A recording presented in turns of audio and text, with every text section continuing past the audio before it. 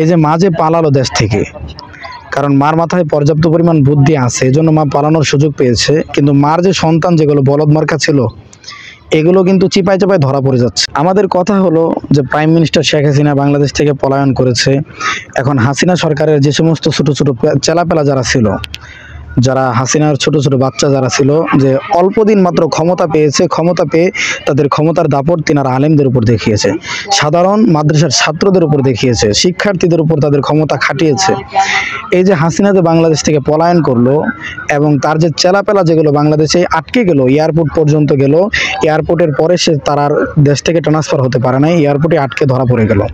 এই যে পলক ধরা পড়লো, যিনি মহাবিজ্ঞান ছিল, পলক এমন একজন মহাবিজ্ঞান যে বিজ্ঞান নাকি বঙ্গবন্ধু স্যাটেলাইটের মধ্যে ওই মহাকাশে গিয়েও ওখানে বৃষ্টিতে বঙ্গবন্ধু স্যাটেলাইটে এরকম সমস্যা হয়েছে। তাহলে মহাবিজ্ঞান যে এরকম মিথ্যা বাণীগুলো আমাদেরকে শোনাইছে, নেটওয়ার্ক বন্ধ করে দিল, ফেসবুকের বিষয় নিয়ে অনেক কথা বললো, ফেসবুকে যদি তাদের বক্তব্য যদি তারা গ্রহণ না করে অন্য কোনো বিকল্প তারা তৈরি করবে। এই যে পলক এত মহাবিজ্ঞান, সে কিন্তু পলানোর রাস্তা আর খুঁজে পেল না, শেষ পর্যন্ত এয়ারপোর্টে গিয়ে সে বিজ্ঞান ধরা খেয়ে গেল। আমরা আপনাদের কাছে জানাতে চাই, এই মহাবিজ্ঞানকে কি আমাদের হাতে 10-15 মিনিটের জন্য তুলে দেওয়া যায় না?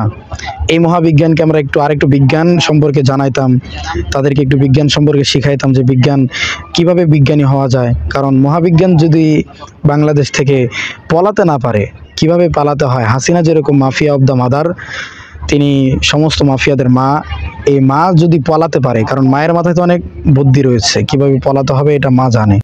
এই যে মা যে পালালো দেশ থেকে, কারণ মার মাথায় পর্যাপ্ত পরিমাণ বুদ্ধি আছে, এজন্য মা পালানোর সুযোগ পেয়েছে। কিন্তু মার যে সন্তান যেগুলো বলদ মার্কা ছিল, এগুলো কিন্তু চিপায় চাপায় ধরা পড়ে যাচ্ছে, এক একটা করে ধরা পড়তেছে, আর এক একটারে করে সব কয়টারেই এরকমভাবে জেলের মধ্যে ঢোকানো হচ্ছে। তারা জানে বাংলাদেশে এমন একটা সময় আসবে, আওয়ামী লীগের নাম এবং তাদের অস্তিত্ব কিচ্ছু থাকবে না। আমরা দেখতে পাচ্ছি সাম্প্রতিক সময়ে যে আওয়ামী লীগের অস্তিত্ব একদম বিলীন হয়ে যাচ্ছে। আওয়ামী লীগের কোনো নাম গন্ধ বাংলাদেশের জমিনে একদম টোটালভাবে নেই। এটা চিরতরে মুছে ফেলা হবে, হয় বর্তমান সময়ের যে সরকার সংগঠন করা হবে, যদি হেফাজত ইসলাম আসে অথবা ছাত্র আন্দোলন, ইসলামী আন্দোলন এবং বিএনপি, জামায়াত ইসলাম যেই আসুক, বাংলাদেশে তারাই রাজনীতি করবে।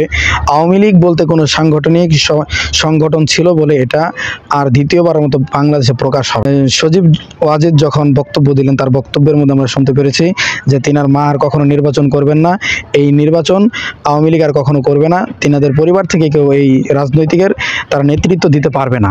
তাহলে যারা আওয়ামী লীগের যে সমস্ত নেতাপেতা যারা ছিল, বিএনপি আপনার মেম্বার, চেয়ারম্যান, তারপরে এলাকার এমপি, মন্ত্রী, তারপরে ঘাস মন্ত্রী, গু খাওয়া মন্ত্রী, এরকম বিভিন্ন যে মন্ত্রীগুলো যারা ছিল, এদের অবস্থাটা কি হবে? এরা কোথায় যাবে?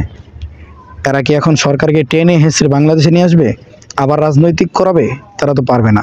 এখন এটাই হচ্ছে মূল পয়েন্ট, যে বাংলাদেশে যে সমস্ত মাফিয়াদের সন্তান ছিল, এই সন্তানগুলো তো এখন চিপায় চাপায় ধরা পড়তেছে, তাদেরকে আটকানো হচ্ছে।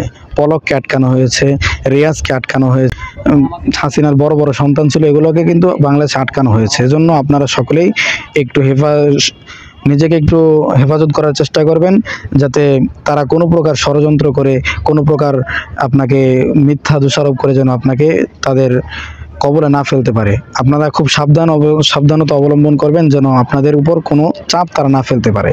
এটা নিয়ে খুবই এক্সাইটেড থাকবেন বাংলাদেশের, যাতে আপনারা তাদের এরকমভাবে তাদের মোকাবেলার সামনে যদি আপনি পড়ে যান কখনো, আওয়ামী লীগের যে সমস্ত বাহিনী এখনো বাংলাদেশে আছে, এগুলো চিপায় চাপায় লুকিয়ে আছে, আপনাকে যে কোনো সময় ক্ষতি করবে।